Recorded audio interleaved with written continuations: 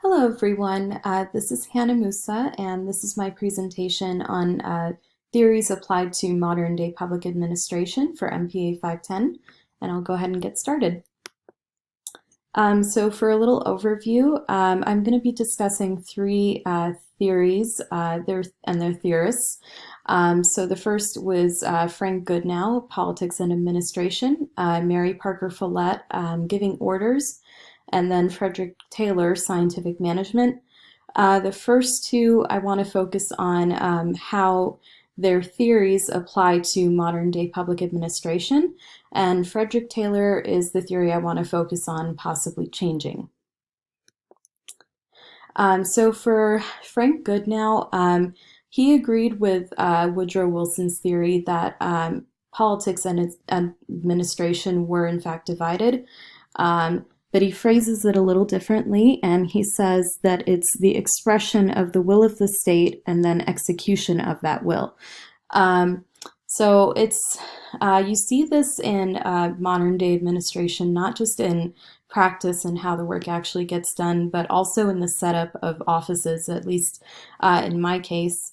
Working for former Supervisor Ramos at San Bernardino County, we actually had one floor for all of us for the supervisor's offices, and then you had the county administrative office on the other side with the county CEO and all the departments below him.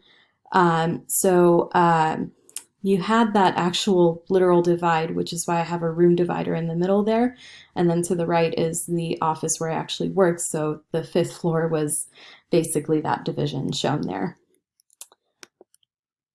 So in Mary Parker Follett, you see she talks about how she talks about the different ways in which we give orders, basically, and how we should change certain things and or expand on others. So she talks a lot about face-to-face interaction in her writings. I believe she was talking about how when orders were given in factories back in the day, they basically were given over a telephone. And she wanted to change that. She wanted it to be face-to-face interaction. And then also, she talked a lot about basically a joint study of the situation, as she says. I believe in the lecture earlier, we had the example of having maybe a coach pull aside a person to find out what was going on and why they weren't performing at their best. And she talks kind of about that and says that you need to basically work with the employee to make sure that everything is okay with them, and to figure out why they're not performing as good as they were, and to figure out what you can do to make that work.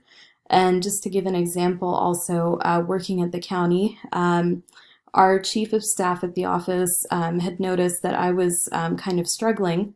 So kind of combining the two of these things going on, something had happened, and I was kind of struggling with how to I think, respond to a constituent. So I had emailed my boss as to what I had done up to that point. And the email that she sent back made it seem like, something wasn't, gonna go well when she came back in because she was away.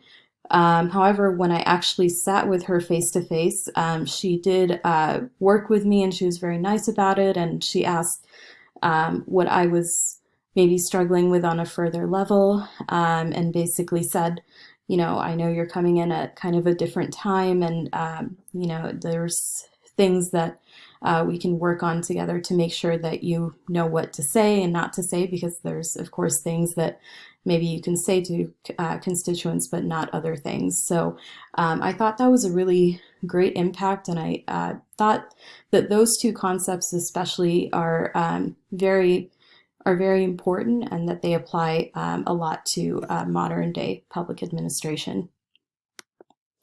So then we talk about Frederick Taylor, and he is the theorist that I want to focus on, and his theories changing those things. So despite agreeing with Three of his principles, basically making rules, studying a worker's performance, and the division of work.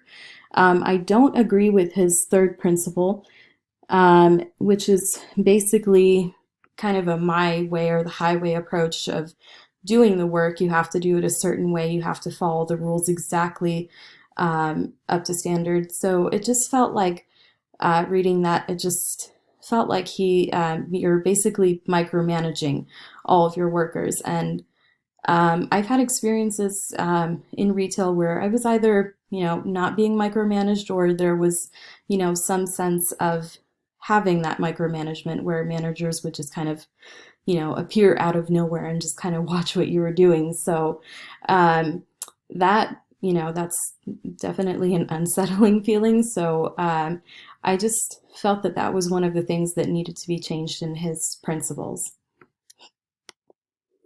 All right, and that's it. Thank you everybody for watching, and I hope you have a great weekend. Thank you.